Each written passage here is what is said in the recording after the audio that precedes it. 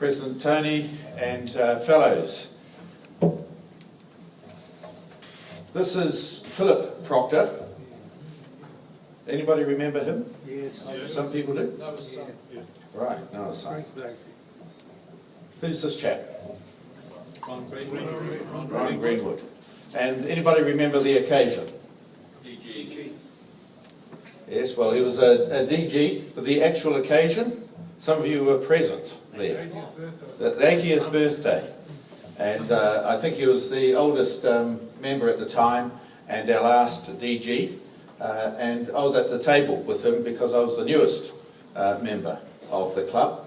And Lady Susan, you may well remember, do you identify the curtains in the background? So this is a government house. And so Ron was the last of the DGs from this club. I'll put up there just a slide about how Rotary New Zealand has developed across the district since 1921, when we were established as the first club in New Zealand. The first district conference didn't happen until 1925. So this talk is about becoming a DG. Up there you see the names of the 3 people from this club who have been district governors since the war. There have been, I think, 6 district governors from this club since 1921, 3 since the war. The current district governor, Deb Gimlett, is from the Rotary Club of Levin. Rotary Club of Levin was established quite some time after us. It has had 6 district governors. And so there are a couple of things I'd just ask you to note about this. One is that it's been 40 years since we've had a district governor from this club. And the second thing I ask you to note is that there is a clear pattern that every second district governor since the war gets a knighthood.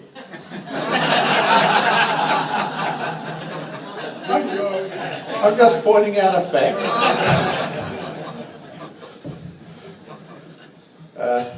Despite rumours, one has to be qualified to be a district governor. One has to have had 7 years as a Rotarian, a past club president. This is one of the interesting things. This club has got so many outstanding people, and yet there can only be one president of the club at one time. So in a sense, this district is missing some of the incredible abilities and competencies of the people of this club because we've only allowed to have the one president. And I think practically it comes with the job description. Every president of this club gets asked to be a district governor, and at last they found a mug who would say yes. And it's not that they're keen to have Anthony Scott as a district governor. What they're really after, and I'll come on to this a little bit more later on, is this club. There has to be a district governor, a person who has that title, but they're really after this club, all of the professionalism and the capability that's implicit in the people here. There are some duties, however, that district governor has. They have to have knowledge of all of these documents. Just to give you an idea, the manual of procedure, 550 pages long. It's being revised. It's coming out in September. It does have some important stuff. We're going to be allowed to have satellite clubs now. It's just met in July, early July this year. We'll be able to have satellite clubs, and there have been some other changes. But the district governor is expected to know all of the material in that, all of the policies, and the TRF is the Rotary Foundation, which is parallel, one of the world's largest charitable organisations. It has a code of policies. And I thought you just might like to quickly skim the section that provides the guts of what being a DG is. But really that's what it is there to do. It is about administration and management.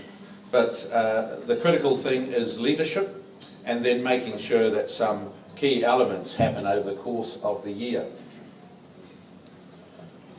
This has been my year. In fact, I have a calendar on my office wall that takes me out to the end of 2015. And it's a multi-year program of activity. The DGN year, District Governor Nominee year, is finished. We're into the DGE year, District Governor Elect. And they tell me this is the hardest year. This is about getting all of the planning right. This is where I get to ask over 60 people throughout the district if they want to have a role at district level. And they tell me that I've got to have at least 5 names for each of those 60 people before I get a yes. So it reminds me very much of when I was dating.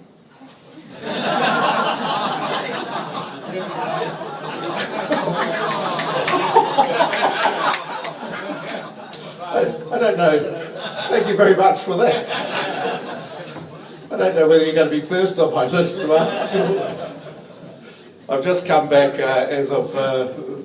Donna and I were on the same plane back from Sydney last night, getting in just before midnight. 4 days. Parramatta, well I was. Donna was enjoying herself, but I was...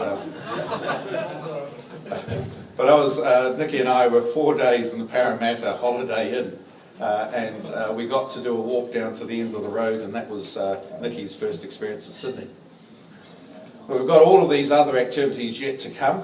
The critical one there that I ask you to have a look at is the district conference, which the district assembly is going to be in Foxton.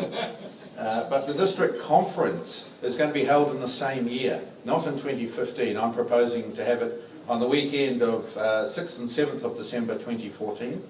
That's because there is an Australia-New Zealand Institute being held here, along with a Future Leaders Conference and a Governor-elect training session.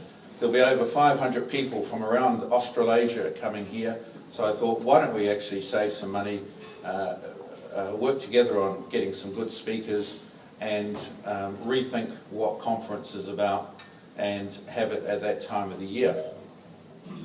In fact, I've got a question, John, that Mr. Milford, that you might answer. There have been 2 really important events that have happened in the Kirk's tea room. Can you name one of them, please? These are questions that can be asked in public. Someone was shot. Someone was shot. Yes, there was famously a shooting in the Kirkaldi's tea room. Anybody else name a second really important event that occurred in the Kirkaldi's tea room in 1925? The pies. William ate the pies. The second, in 1925, was this country's first district conference, and that was held in the Kirk's tea rooms. And there have been other district conferences held in the tea rooms as well. We're hoping that this district conference may be a little bit bigger than that. So that's the formal part. The final thing I'd just like to say is that this is an honour for the person who's been chosen to be district governor, but it is also an obligation upon the club. There is that, all of the professionalism, that's what the district is really wanting to have from this club. It's something that's been missing for 40 years from this district, and I know from around New Zealand, they have a look at what the Rotary Club of Wellington has achieved in all of our various programs, and you just have a look at any one of them, and they're bigger than many other clubs' activities right around, in fact, the whole of Australasia. So I'll be coming to many people throughout the club and asking for your support in particular areas. Many people have already put their hands up, and I thank you for that. So I look forward to a wonderful couple of years ahead. Thank you.